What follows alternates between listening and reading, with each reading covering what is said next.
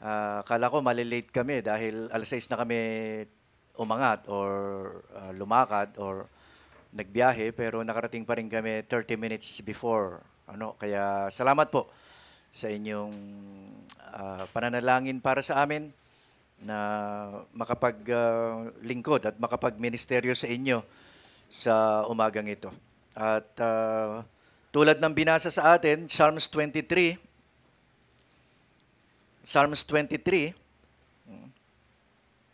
o mga awit pangkat na 23, mga awit pangkat na 23,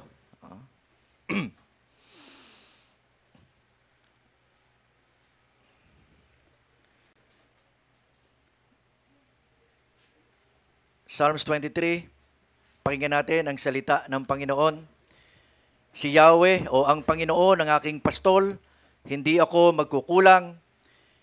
Pinapahimlay niya ako sa luntiang pastulan at inaakay niya sa tahimik na batisan. Pinapanumbalik ang aking kalakasan at pinapatnubayan niya sa tamang daan upang aking parangalan ang kanyang pangalan. Dumaan man ako sa madilim na libis ng kamatayan, wala akong katatakutan, sapagkat ika'y aking kaagapay. Ang tungkod mo at pamalo, aking gabay at sanggalang.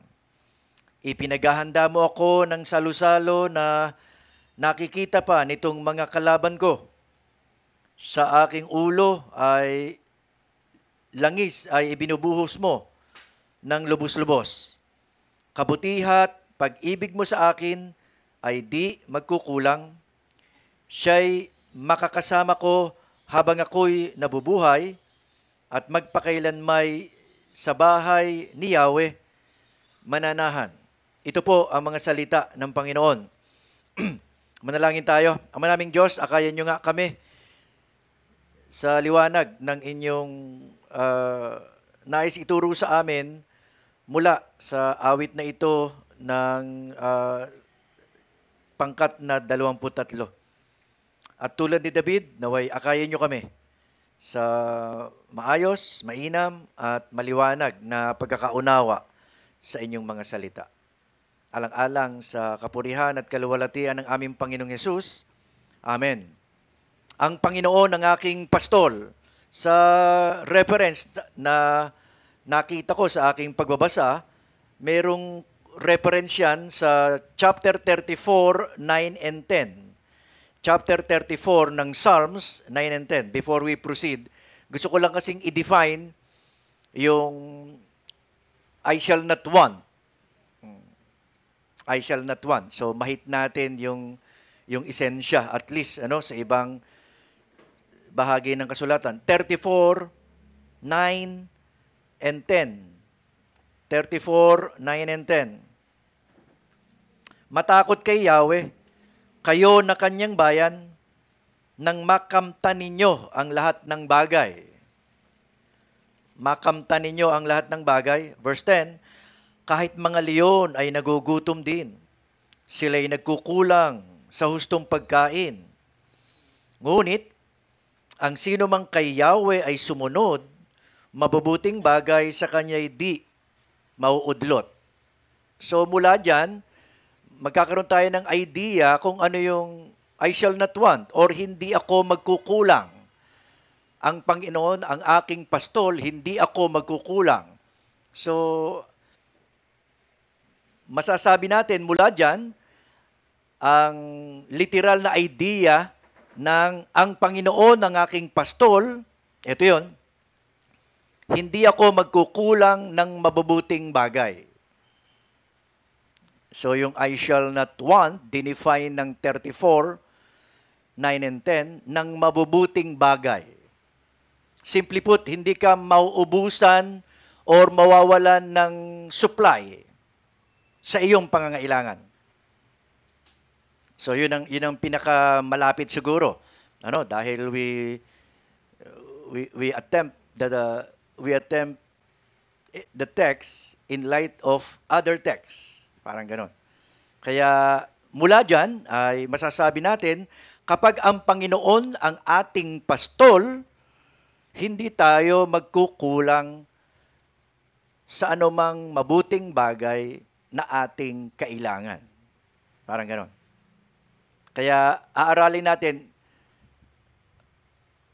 yung larawan ng pagkapastol ng Panginoon na sa pamamagitan o dahil sa pagpapastol niya, hindi ka magkukulang ng maraming mga bagay. So, pinaliwanag yan from verse 2 hanggang verse 6.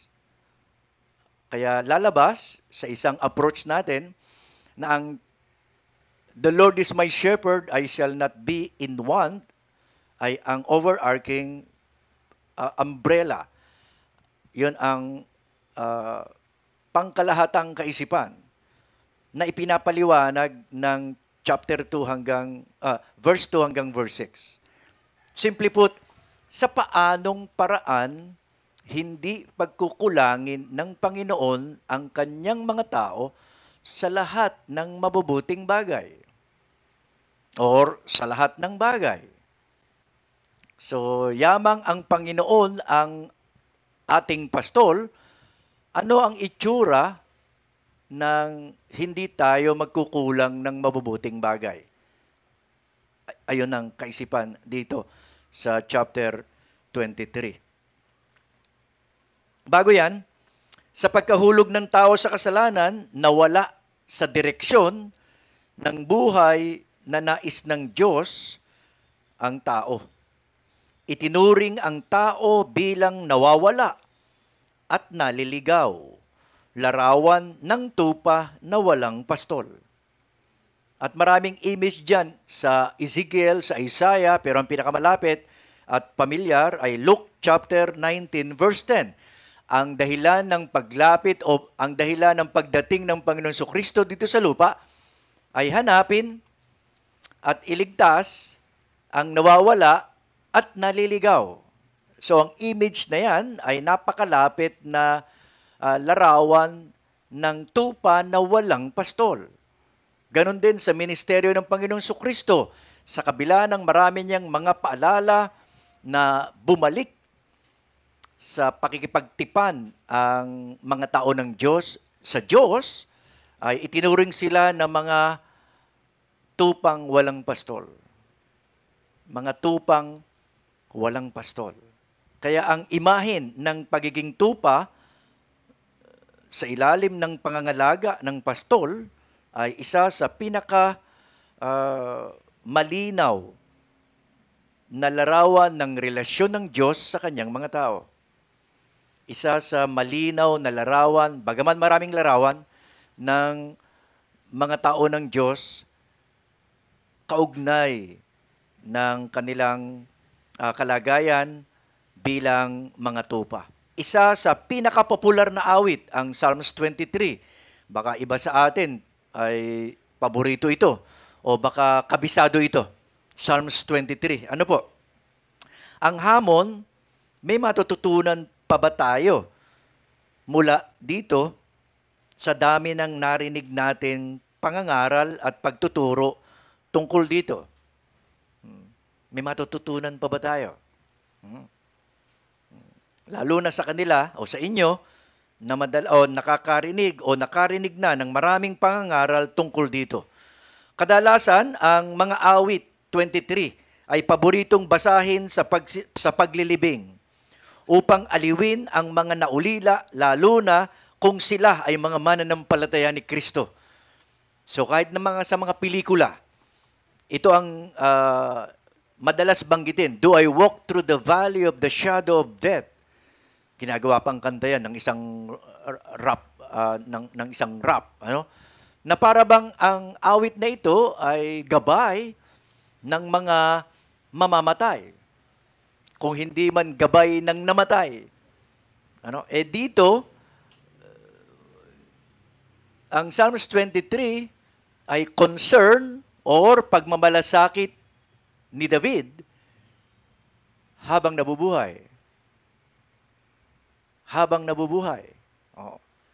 Sa Diyos na ang larawan ay kanyang pastol.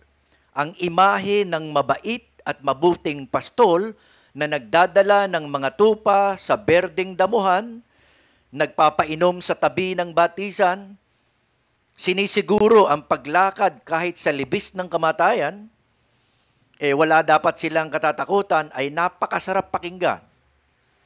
Yung one side ng image dito na nakita natin. Gayunpaman, may bahagi ang sinasabi ng salmista na maaaring malalampasan natin at hindi nakapag-iisip ng mainam dahil kontento na tayo at nagpapakaligaya sa napapakinggan natin tungkol dito. At sinong hindi makakaramdam ng tila ba sarap or ginhawa? Namnamin niyo yung mga salita. Si Yahweh ang aking pastol, hindi ako magkukulang. Pinahihimlay niya ako sa luntiang pastulan at inaakay niya sa tahimik na batisan. Pinapanumbalik ang aking kalakasan, pinapatnubayan niya sa tamang daan upang aking parangalan ng kanyang pangalan. Dumaan man ako sa madilim na libis ng kamatayan, wala akong katatakutan. Pagkat ikay aking kaagapay, ang tungkod mo at pamalo ay aking gabay at sanggalang. Ipinaghahanda mo nga ako ng salo-salo na nakikita pa nitong mga kaaway ko. Sa aking ulo, langis ay binubuhos mo, at sa aking saro, pagpapalay lubos-lubos. Kabutihan, pag-ibig, sa akin di magkukulang. Siya'y makakasama ko habang ako'y nabubuhay at magpakailanman sa bahay ni Yahweh ay mananahan. Sarap, ano? Sarap. Kanya nga lang, baka may nakakalimutan tayo. Number 1, may direksyon ang Panginoon na hindi natin nagugustuhan. Yan yung esensya niyang, He leadeth me. He leads me. Pinapatnubayan niya ako, ginagabayan niya ako, inaakay niya ako. Verse 3.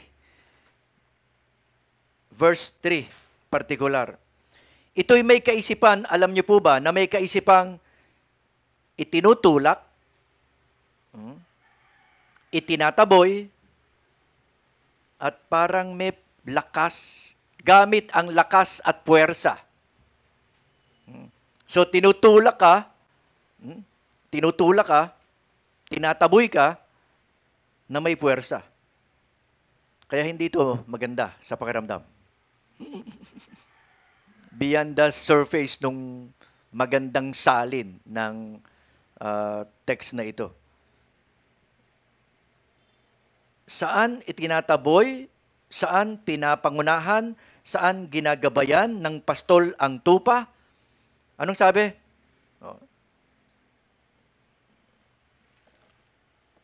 Pinapatnubayan ng aking kalakasan, pinapatnubayan niya sa tamang daan.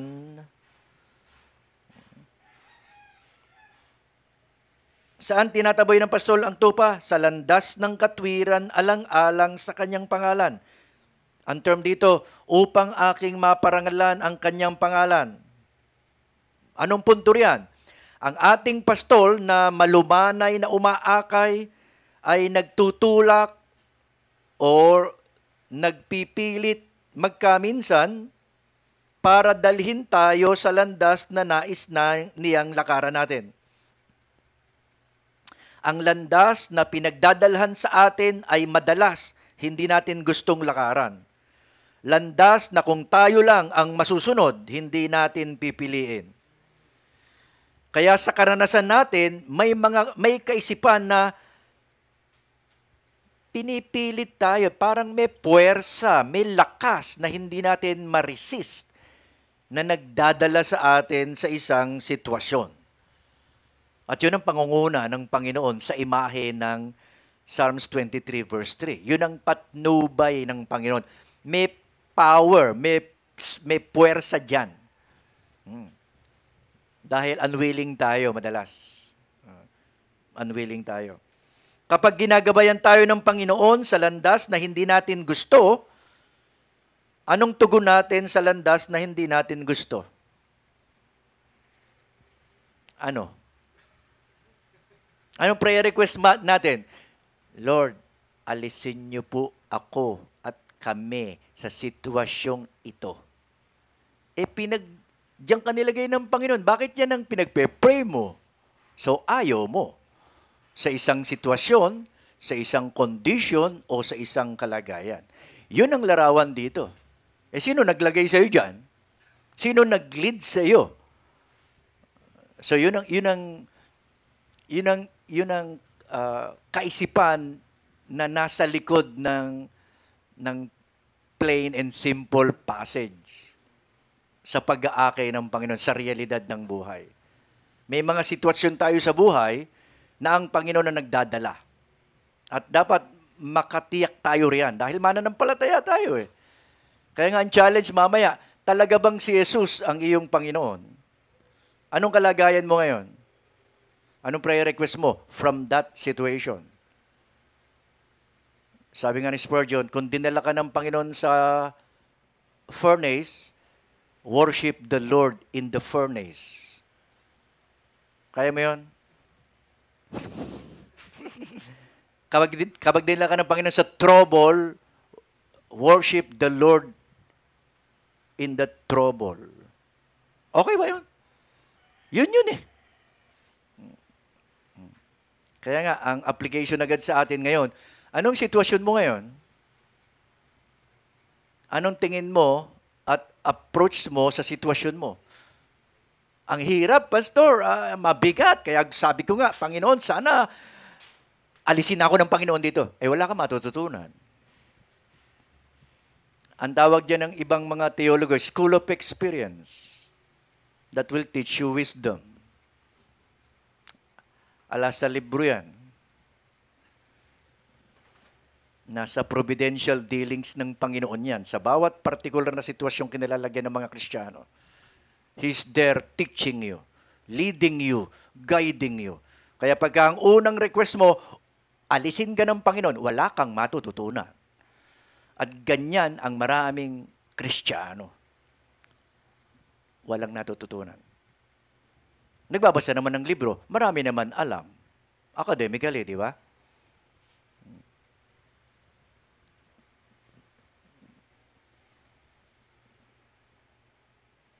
So, ang landas na pinagdadalan sa atin, di ba yun ang sabi? Upang aking maparangalan ng kanyang pangalan. So, sang ka nilid ng Panginoon, sang ka dinala ng Panginoon, worship the Lord there. Masakit, mabigat. Sumamba ka sa Panginoon dyan. Sina Daniel, sina Sadrach, Meshach at Abednego. Nasaan ba sila Nasaan ba sila? Nasa furnace. Sina Paul and Silas, nasa kulungan. Doon sinamba nila ang Panginoong Yesus doon. So kung hanggang wala ka pa sa pugon, wala ka pa sa kulungan, sumamba ka sa Panginoon. Ang pagsamba sa Panginoon, hindi lamang sa panahon ng ganitong pagsama-sama. Masyadong formal pag ganito. May part, pero ang gathering of God's people ay may kinalaman sa training us for the work of the ministry, exercising our gifts. Pero ang realidad ng pagsamba sa Diyos, hindi yung pag-awit ng hallelujah, amen, praise the Lord. Laway lang yun.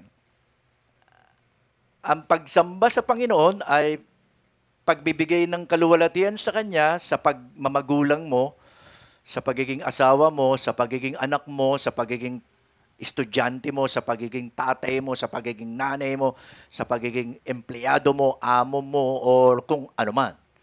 Ang kalagayan, ang pinag-uukulan mo ng mas malaking panahon sa buhay na ito.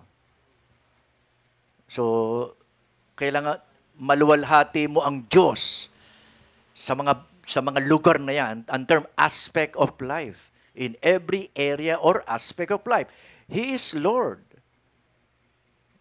Kailangan maluwalhati mo siya riyan. Kailangan maparangalan mo siya. Sa paanong paraan? Simply put, sa pamamagitan ng pagsunod sa Kanyang ipinag-uutos ayon sa kalagayan mo sa sitwasyong yan. So, hindi ka makakahon sa worship worshiping the Lord on Sunday. Tama yun, may lugar yun. Ano? Pero mas malapad dyan ang pagsamba. Kaya kapag ginagabayan tayo ng Panginoon sa landas na hindi natin gusto, huwag tayong tutugon at huwag tayong magre-request, Panginoon, alisin niyo po ako sa lugar na ito. Ayoko po sa lugar na ito. Hindi ko po gusto. Kala ko ba sa prayer, your will be done. Not my will, but yours be done. Ay, ba't ganyan ang lingwahe natin? Sa item ng prayer, when we are in a particular challenge or condition to test our faith. Ang lapad niyan. Hindi ako mauubusan ng halimbawa. Ang panalangin natin, di ba? Ibang landas na lang, ibang sitwasyon na lang, Panginoon. O kaya, sana yung si brother o si sister ang lumagay dito. Huwag ako, di ba? Nais natin ang sariwang damuhan, ayaw naman nating akyatin ang mataas na burol. Parang ganon. Kaya sa halip na malumanay ang Lord, gumagamit siya ng puwersa. Yun ang sabi ng isang teologo. May puwersa dyan, yung He leadeth me. Dahil stubborn or normal, natural, tatanggi tayo. Tatanggi tayo sa leading ng Panginoon. Dahil against the flesh or against our natural inclination. So tatanggi tayo. Kaya malibang mawin tayo ng Panginoon through and by the power of His Spirit, masusumpungan tayo nagrereklamo. Alam na alam ito ni David dahil ang buhay niya ay puno ng disruption, di ba?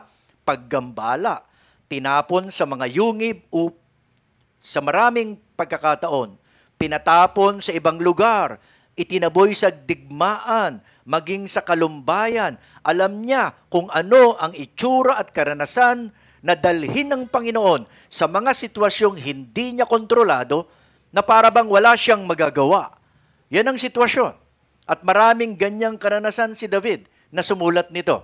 Huwag na tayong lumayo. Pero sa lahat ng pagkakataong at occasion na pinaglagyan sa kanya ng Panginoon, he worshiped God there. Yun ang principle. Dahil yun ay leading ng Panginoon. Ngayon, kung sasabihin mo, ay, ang demonyo nagdala sa akin dito, edi siya, sambahin mo. Ay, sorry. Masyadong sarcastic, ano? Pero ang punto, siya ang ating Panginoon. He leadeth me sa liwanag ng salita, sa kaluguran ng Espiritu. So, more on that mamaya sa mas practical application. Kaya, sa kabila ng mga karanasan ito, ang kamay ng pastol na hindi niya nakikita ay hindi humihiwalay sa kanya. Yan ang behind, He leadeth me. Ayaw niya, kung siya lang, tatanggi siya, pero nakikita niya ang kamay ng Panginoon na umaakay, nagdadala sa kanya sa ganong sitwasyon. At marami tayong ganyang sitwasyon. Ang nakakahiya, paano tayo tumutugon sa ganyang mga situation? Challenges, ang paborito nating lengguwahe, problema, challenges, trials, na magtatry kung talagang sa Kanya tayo nagtitiwala, hindi sa ating sarili. Umaayaw tayo sa ganyan. Madalas tayong bumagsak. So, hindi palaging malumanay ang pagpapadama ng Panginoon sa Kanyang pagmamahal. Minsan, sa pamamagitan ng mabibigat na kamay upang tayo ay matuto. So, meron tinatawag na providential dealings ang Panginoon sa atin na mabigat ang kamay niya. Lalo na kung tumatanggi tayo. Kailangan maging malakas ang pakiramdam natin. Maging sensitive. At yun ang ilan sa mga issues. So, yun ang una. direksyon ng Panginoon na hindi natin nagugustuhan. Pangalawa, may libis na tila ba higit pa sa kamatayan. Chapter 23 verse 4, di ba? 23 verse 4, do I walk through the valley of the shadow of death, I will fear no evil. Talaga ba? Talaga ba? May libis na tila ba higit pa sa kamatayan. May mga bagay sa buhay, pagsunod na higit pa sa kamatayan. Ano yan? Mga taong magkakanulo sa'yo, manghuhudas, ika nga, magtatatwa sa'yo, kaysa manahimik magkomentaryo. Sa halip na ipagtanggol ka, nakikipagkutsabal laban sa'yo. Mga taong wala ka namang ginagawang masama sa kanila, hindi mabuti ang pakikitungo sa'yo. Kaya may tatanong mo sa Panginoon, anong ginawa ko sa mga taong ito?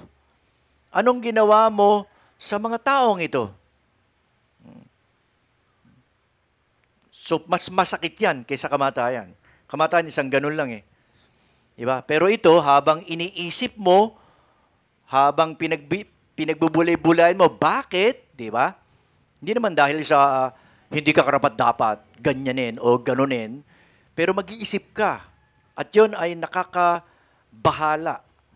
Hindi yan isang upuan mo lang iisipin. Iisipin mo yan along the way. Habang hindi nare-resolve yan.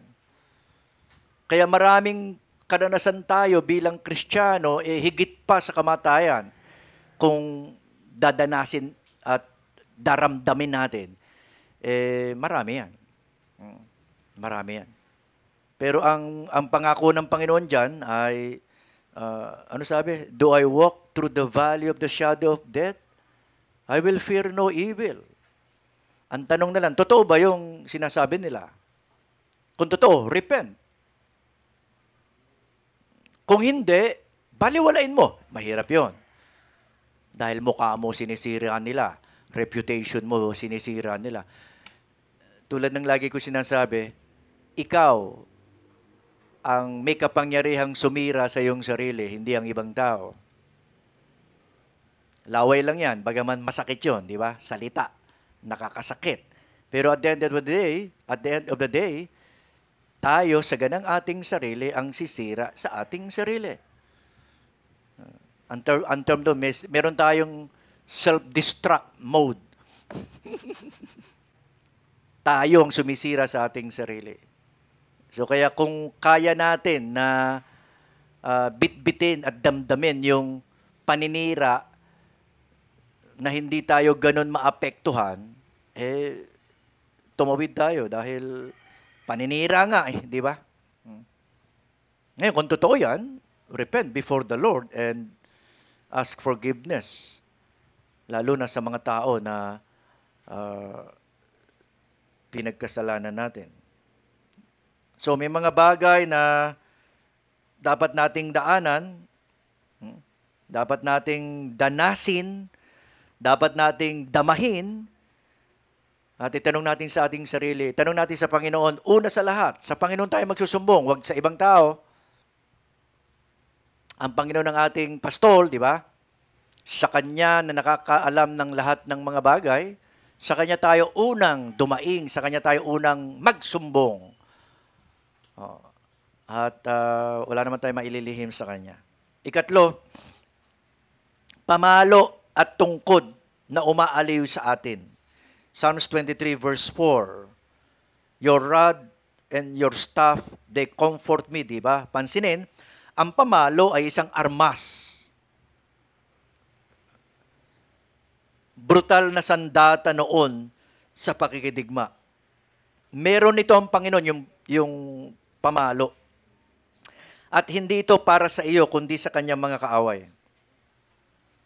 Ibig sabihin, hindi siya walang kibo at nanonood lamang sa iyo habang pinaliligiran ka ng mga kaaway, habang pinagpaplanuhan ka ng mga masama o ng mga kaaway, nakatayo siya sa tabi mo, nakahandang mamalo anumang oras. So it is for your own protection at pagtatanggol. Ano? Kaya ipinagtatanggol ka ng Panginoon ng may lakas at buong puwersa. Simply put, ipinaglalaban ka ng Panginoon. Ipinaglalaban tayo ng Panginoon doon sa rod na yon. Sa typical shepherding, yun yung pantaboy sa mga aso. Yun ang pamalo sa mga aso na maaaring lumapa sa mga tupa. So, hindi yun para sa tupa. Para yun sa kaaway. Ang kanyang tungkod naman ay hawak sa paglakad. Bagay na maaaring sandalan kapag napapagod. Kapag nanginginig ang mga tuhod, nangihina ang kalooban. Sabi ng isang teologo, sa pamagitan ng tungkod, itinataas ng Panginoon ang kanyang mga tao. Parang pahingahan yon. Parang doon ka pwedeng sumandal doon sa tungkod na yon ng Panginoon. Kaya, ang sabi, they comforted me. Magkakaroon tayo ng kapahingahan kung sasandig tayo sa tungkod ng Panginoon. Yung pamalo para sa mga kaaway niya o para sa mga kaaway natin. Kaya, yan ay kung ang Panginoong Yesus ang ating pastol. More on that. Ika-4, handaan sa teritoryo ng mga kaaway, 23 verse 5. 23 verse 5. Kalahin mo yun, digmaan, tapos, anong paanyaya ng Panginoong Yesus? Lunch tayo. Dinner tayo. Imagine niyo yun. We are in a battle, in a conflict, then the Lord invite us to dine with Him. To dine with Him. Mabigat yun, di ba? Handaan sa teritoryo ng mga kaaway, pansinin, isipin nyo, nagkakagulo, labanan di ba? Nanggigigil ang mga kaaway para lapain at wasakin ka. Kung ano-anong mga kaisipan ang binubuo nila para bumagsak ka. Gayon man, inaanyayahan ka ng Panginoon na umupo at kumain kasama niya. Survival ba ito? Hindi. Ito ay larawan ng tagumpay. Ang punto, hindi lamang tiniyak dito ang iyong seguridad, pinagpapala ka niya sa gitna ng labanan. Pinagpapala ka niya sa gitna ng labanan. Binubuhusan ka ng langis, ginagawa kang tanggapin at parangalan, umaapaw ang saro, binibigyan ka ng kasaganaan. Nasaan ang iyong mga kaaway? Wala silang magagawa bilang talunan kundi panoorin ka. Wala silang magagawa kundi panoorin ka. Dahil maliban sa pahintulot ng Panginoon, wala magagawa sa iyo ang kung sino man, kahit na siya ay pinakamakapangyarihan. Yan ang seguridad sa likod ng kaisipang ito. Ang punto, ang presensya ng Panginoon, ang iyong tagumpay.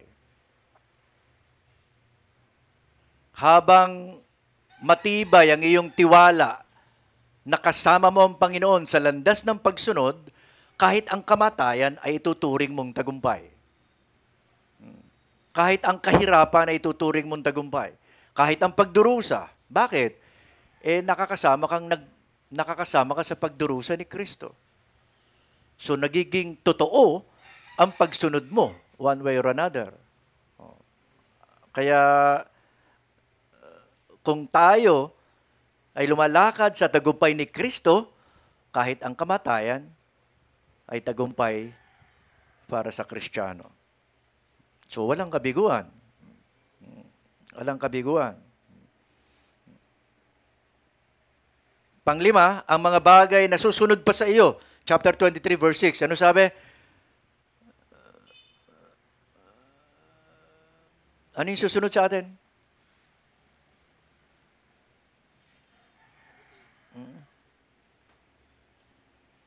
Surely goodness and mercy shall follow me all the days of my life. Pansinin ang kabutihan at kahabagan na hindi mauuna sa iyo. susunod sa iyo. Anong picture niyan? Kaya may referensya sa isang sinangguni nating parallel sa Matthew 6:33. May referensya ron. Seek first His kingdom and His righteousness, and all these things shall be added to you. Ang picture, susundan ka ng kabutihan at kahabagan ng Diyos. Hindi mo hahabulin ang kabutihan at kahabagan ng Diyos. Magkaiba yon. Magkaibang image yun na hinahabol mo ang kabutihan at kahabagan ng Diyos. Hindi mo maaabot yun. Mas mabilis sa'yo yun. Dadalawa pa mo. Pero ang picture dito, surely goodness and mercy will follow me all the days of my life. Yan ang realidad ng pagkapastol ng Panginoon. Yan yung esensya ng I will not lack. I shall not want. So, hindi physical, hindi material. Alam natin yon. Alam natin yon. Kasi baka magamit ito ng mga materyaloso. So, mga bagay na susunod pa sa atin, hahabulin ka ng mga ito, tutugisin ka ng kabutihan at kahabagan ng Panginoon, yamang siya ang pastol mo. Punto, kahit na nag-aalinlangan ang kanyang kabutihan at kahabagan ay hindi ka lulubayan. Kapag nilakad mo ang landas, inakyat mo ang burol, matapos ang labanan, natigil na ang pagdurusa, hindi ka niya iiwan, lalo na kapag naliligaw ka. Sa liwanag nito, masasabi nga natin, ang Panginoon, ang ating pastor, hindi tayo mangangailangan dahil hindi niya tayo pagkukulangin. Pagkukulangin sa mga bagay ng buhay, kaugnay ng pagsunod sa Kanya, kaugnay ng paglilingkod sa Kanya. Hindi material or physical, ha? Ang konteksto ng I shall not want ay ang pangunguna ng Panginoon sa atin. Gabay ng Panginoon sa atin. Direksyon ng Panginoon sa atin. Naroon ang konteksto ng I shall not want. Hindi pwedeng pigtasin yan at i-claim mo, you name it, and you claim it. Hindi ganun yan. Kasi ang unang babagsak dyan, yung mga apostol. Ala silang ganung formula.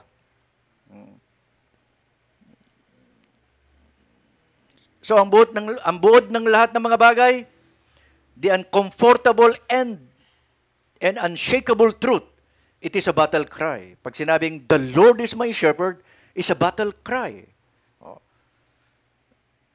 It's the anthem of those who have been driven in the fire and have found that the shepherd was with them all along. Hindi mo madalas gusto ang landas na pinalalakaran ng Panginoon. Hindi madalas naunawaan ang burol na pinapaakyat ng Panginoon. Maaaring tumanggi ka sa landas na pipiliin niya na tahakin mo. Ngunit alam ng pastol kung saan kanya dinadala. Yun ang pinakamahalaga. Alam niya at may disenyo siya bakit ka dyan dinadala. Yun ang mahalaga sa lahat. Hindi maganda pakiramdam ko. Walang pakialam dyan ang pakiramdam. Ang issue riyan ay ang pangunguna ng Panginoon. Ang landas na ito ay kailangan mong lakaran. Napakarunong ng Panginoon para magkamali siya. Napakabait niya para gawan kanya ng masama. Kaya sulong sa lakad, kahit na tila ba pinipilit ka, kahit medyo madilim ang burol, He is your light. Kahit ang lamesa ay napapalibutan ng mga kaaway, ikaw lang ang invited, walang gate crush. Hindi ka nag-iisa, hindi ka kinakalimutan. Sa huli at dulo ng landas ay ang pananahan mo sa Panginoon magpakailanman. Ngayon, dahil kailangan itawid natin sa bagong tipan yan, binanggit kang ina, John chapter 10, verse 11, kinlaim ng Panginoon, I am the good shepherd.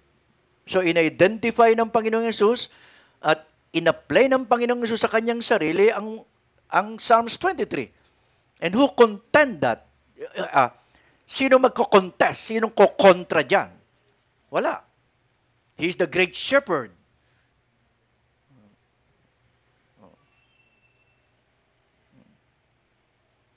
Siya ang mabuting pastol na naghandog ng buhay sa mga tupa. John 10. Siya ang dakilang pastol na muling nabuhay, Hebrews 13 verse 20. Siya ang punong pastor na pagsusulitan ng mga pastor, 1 Peter 2 and 1 Peter 5. Siya ang pastor na kasama ng mga tupa sa paglakad sa landas ng pagsunod. Matthew chapter 28, 18 to 20. Dumating si Jesus upang hanapin at iligtas ang nawawala at naliligaw. Tanong, natagpuan ka na ba niya? Kung hindi ka pa nagtitiwala kay Jesus, ikaw ay naliligaw. Ikaw ay nawawala. Larawan ka ng tupang walang pastol. At tayo bilang mga mananampalataya, bilang mga nagsasabing Kristiyano, si Jesus ba talaga ang pastor mo? So, paano tayo pinagpapastoran ng Panginoon? So, yan ang practical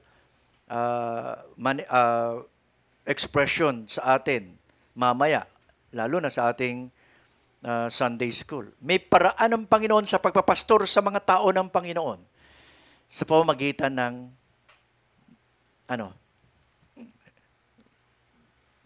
mga lalaki ng Panginoon na ang gamit ay preaching and teaching the Word. That's how Jesus shepherded His people. Through the man na binukod na ang magiging buhay ay ministry of the Word, magiging faithful dahil yun ang gagabay sa kanila at aakay sa kanila sa landas na nais ng Panginoon.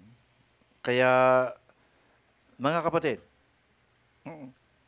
tumugon na ba tayo? O kaibigan, dumating si Jesus upang hanapin at iligtas ang nawala at naligaw. Natagpuan ka na ba ni Jesus? Di ba? He came to seek and to save. So, siya maghahanap. Ngayon, paano ko malalamang hinahanap ako ng Panginoon? Lumagay ka sa sandalyas ni Zaccheo. Hanapin mo ang Panginoon. Dahil doon nagtatagpo Doon nagtatagpo. So, gusto mo bang paano ko malalamang hinahanap ako ng Panginoon? Ang sagot doon, hinahanap mo ba ang Panginoon? Nagtagpo yun sa kasaysayan ni Zaccheo. Naalala nyo? Nung mabalitaan ni Zaccheo na dadaan doon si Jesus, pinagtagumpayan niya ang anumang obstacle. At nung dumaan ang Panginoong Diyos sa kanya, of all the people, Zaccheo, baba ka, papunta ako sa inyo. Doon nagtatapat. Kaya kung sasagot tayo sa paano ko tinatawag ng Panginoon, tawagin mo siya, hanapin mo siya. Gamit ang kanyang salita. Pansin niyo, may salita. Zaccheo, baba ka riyan. Punta ko sa iyo. May salita ng pangangaral. Nagagamiting mabisa ng banal na Espiritu para tawagin ka. Sa iyong pangalan, hindi nalalaman ng katabi mo yan. Personal yon. From the heart or from the innermost part of your being, the Lord will call you. And you must respond in faith and obedience. So, tumugon ka na ba sa kanyang panawagan? Yun muna. Natagpuan ka na ba ni Jesus? Narinig mo na ba ang kanyang tinig? Tumugon ka na ba sa kanyang panawagan? Di ba yun ang sabi ng John chapter 10? My sheep hear my voice, and I know them, and I give to them eternal life. So, tupa ka ba ng Panginoon? Pastol mo ba si Jesus? Dapat pinakikinggan mo ang kanyang tinig. Dapat sinusunod mo ang kanyang ipinag-uutos. Kung hindi, issue yan. Malaki ang issue dyan. No. Dahil maliwanag ang kasulatan. May daan pabalik sa Diyos, si Jesus. May katotohanan upang makilala ang Diyos, si Jesus. May buhay na kaugnay ng Diyos, si Jesus. Kaya ang tanong, kilala mo na ba si Jesus? Dahil si Jesus ang pastol ng kaluluwa. pastol ng mga taong nagtitiwala sa Kanya. Let us pray. Ama naming Diyos, naway kinalugdan po ninyo ang paraan ng aming pagbubulay ng inyong mga salita.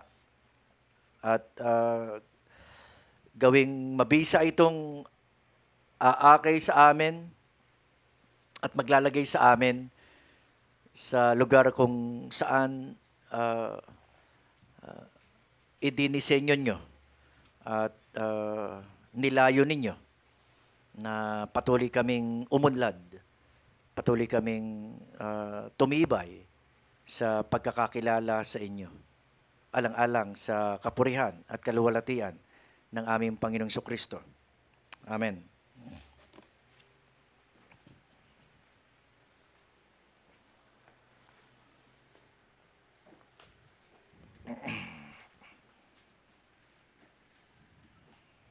Amen. Bilang pagtugon, tayo po ay awit muli ng isang himno bilang pagpapakita at hilingin natin na siya ang maghari sa atin, na tayo susunod sa Kanya. Hilingin natin na tulungan niya tayo